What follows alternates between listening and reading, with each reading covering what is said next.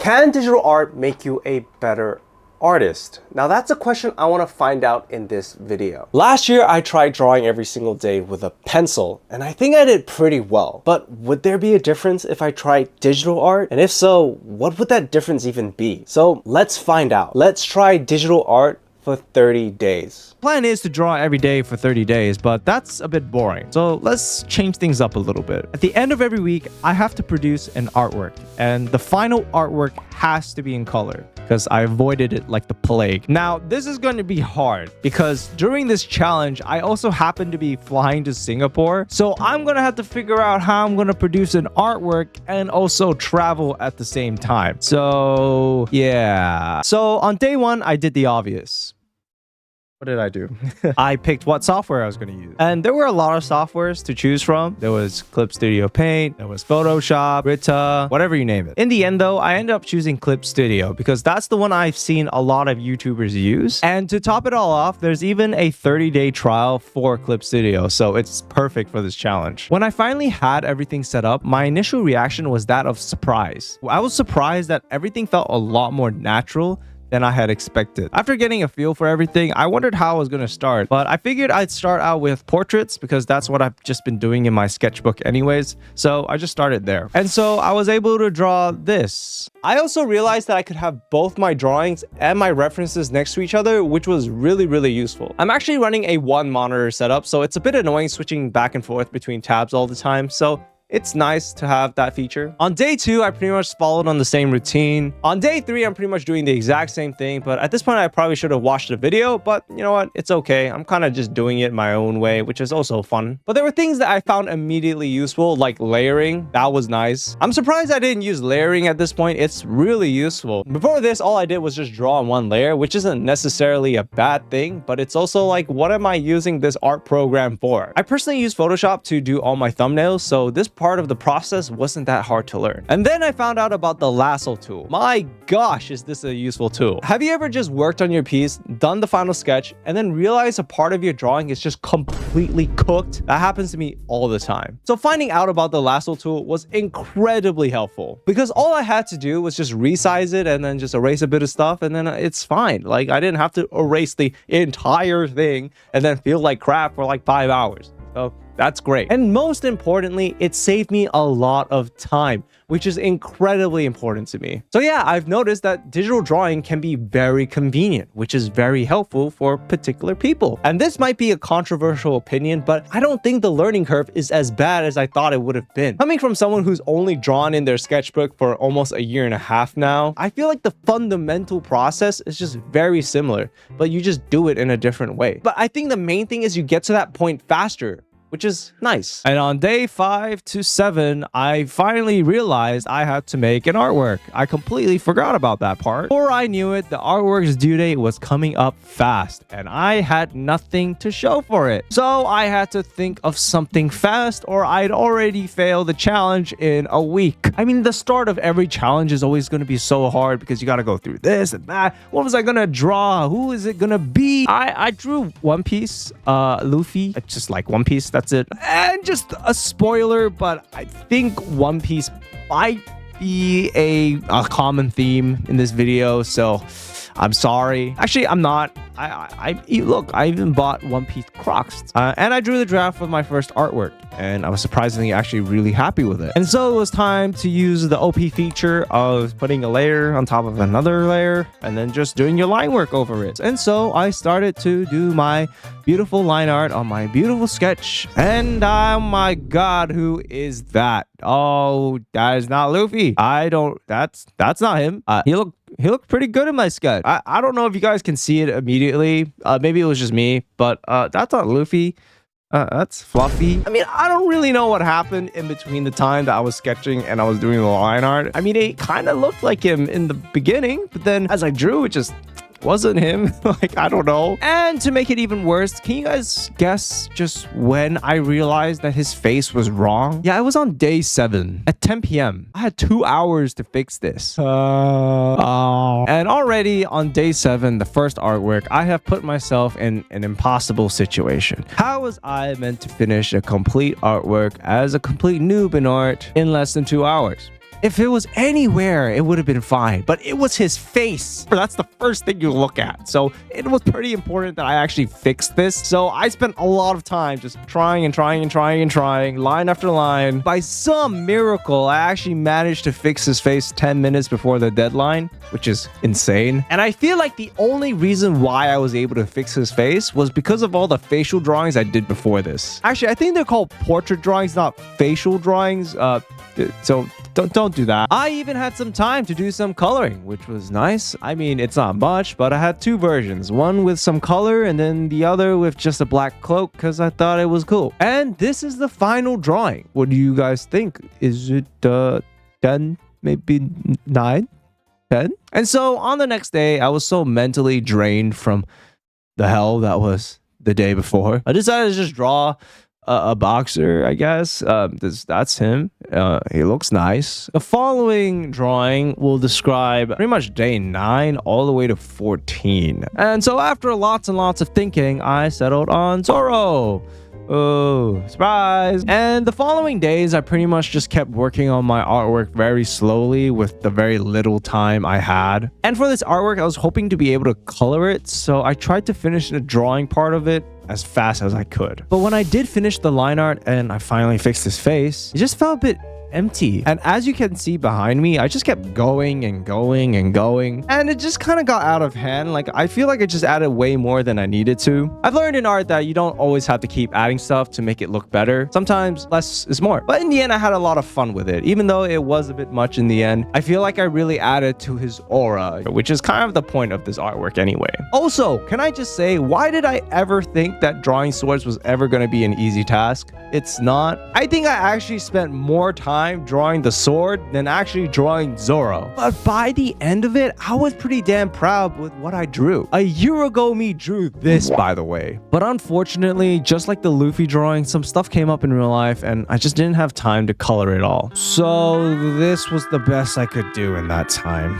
Feeling a bit unsatisfied from my coloring with the previous artwork, I decided I'd actually go back this time and practice my coloring. And so I went to YouTube and searched how to color digitally, and I just followed what they did. And as expected, it was hard. I had no idea how light worked. I don't know what a hue was, saturation, who's that? And I mean, I thought putting down the flats was the easy part, but I think it's the what are you gonna do afterwards with those is the hard part. I mean, you can see here behind me just how much I am actually struggling. It was hard. Also, I stream, so if you guys want to watch me struggle in real time, then you guys can follow me over here or down in the description below. So yeah, here you can see like the light's just coming from the front, but it just wasn't, it doesn't feel right. It wasn't really the atmosphere I was looking for, so I decided to switch gears. So instead of the light coming from the front, I decided the light would come from the back. You know how in animes when the characters just suddenly get really serious, they look down and all of a sudden their face is black, you can't even see anything? Yeah, that's the kind of vibe that I was trying to go for here. And with the help of this PCAT video, which is really, really helpful, by the way, I recommend watching this video if you want to learn how to color. I just kind of went at it, and still I was winging it, but I was winging it with intention. And also during this process, I discovered the spray paint tool and just randomly put it on top, and it ended up looking pretty cool too. It kind of gave this like glowing effect, which I thought was pretty cool. Eventually, I just started to polish things up, and this was the final outcome. Like, honestly, I'm really happy with the way it turned out. Especially when it comes to my first attempt with digital, that is not the worst outcome. And it's a great feeling to have the thing that you intended to do to come out with the vision that you intended to have. And you know, for a relatively short 3-hour session of painting, I thought it was a pretty good effort and outcome. So genuinely, I'm proud of myself here. The following week proceeded to be my toughest yet. It was about day 16 when I started the artwork for the 3rd week, and I would pretty much take the remainder of the whole week to finish this artwork. I'm gonna be honest with you guys, there's really not much to show here, but I knew I wanted to color this piece, so I got straight to the line art as soon as I could. For this artwork, I decided to do Sanji smoking a cigarette in a dark room because I thought it was cool. Also because I thought it'd be good painting practice as well. In the end, the idea was there, I guess. But as you can see, like here and here and here, I just couldn't blend, and I wasn't really sure why. But after countless trials and tribulations with this particular artwork, I decided I'd just leave it and move on. I thought if I lingered on it too much, it would disrupt the process for the next week, so I just left it as is. Anyway, starting off the 4th week, this was the week I was to fly to Singapore. Now, you're probably curious why I decided to do a challenge knowing that I'd be traveling.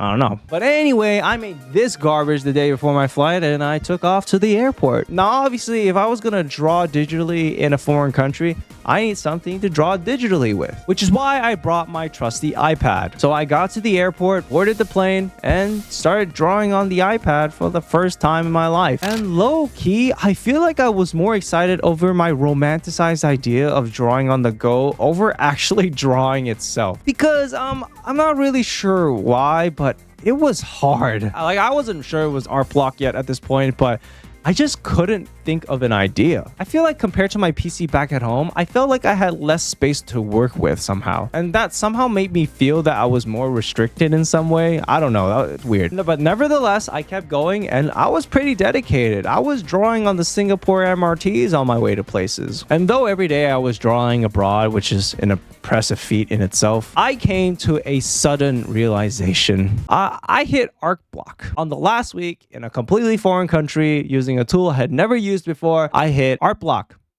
Yay! Now, I'm not exactly sure what caused it. It might have been the fact that I was abroad and just socializing a lot. But I kid you not, in the 5 days that I was there, the best I could muster up was this. What is this? This, by the way, took time. This genuinely took 5 days of my time. Is this what art block looks like? When I did hit art block though, I decided I wouldn't force any more ideas out of my head because I feel like that's just a recipe for disaster. I pretty much drew other stuff instead. You know, kind of like a little reset for myself. So anyway, I did that reset, flew back home, and boom, I had 2 days left of the challenge and all I had was this piece of shit. So the first day out of the 2, I decided to just create an idea. Just a rough idea of what I wanted. And to my surprise, when I walked over to my desk and actually started drawing, things just started flowing again somehow. And in the end, I was able to put down something that was good, fun, and also somehow exciting for me to draw. So yeah, on the first day, I was able to get this mess of a blob down. And I did a very basic sketch of this idea, never minding any of the anatomy or facial features because that's a problem for future me. And on the second day, I was ready. I knew it was going to be crunch time. I started off by adjusting the sketch a bit and even got a bit ambitious and tried a background. Now, even though I don't have any experience whatsoever in drawing backgrounds, this is the final artwork. Let me remind you, the final artwork. So it better look final, as I say. So I tried to do as much as I could, which in hindsight maybe isn't the best idea. You know, I even tried putting these little rocks here. I put these 2 fireballs here too, which is pretty cool, but spoiler, I never put them in. The fireballs, they never made it in. Sorry, guys. After I finished everything, I felt like everything was just a bit too busy and messy. Like, I mean, just look at this. Like, what is even going on in this picture? I really wanted Luffy and his movement to be the primary focus of this artwork, so I just decided to focus on Luffy instead. In the first 20 minutes of the line art process, I just looked for pens.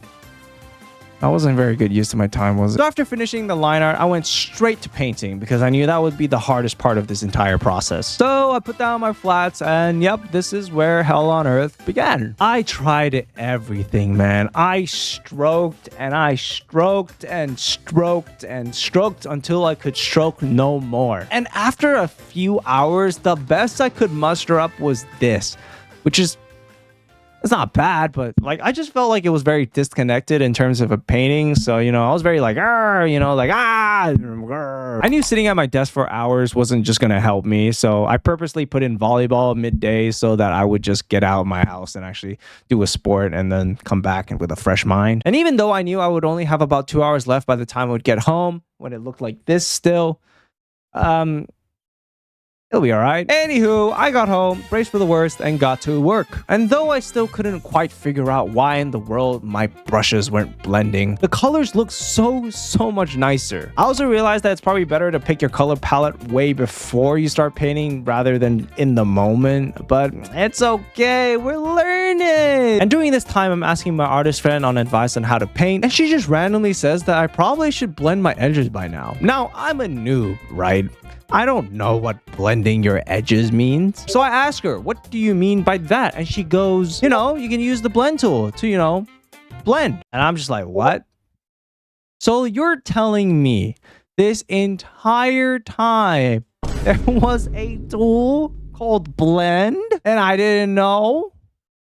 Why didn't I know? So yeah, apparently there's this thing called a blend tool. Would have been nice to know.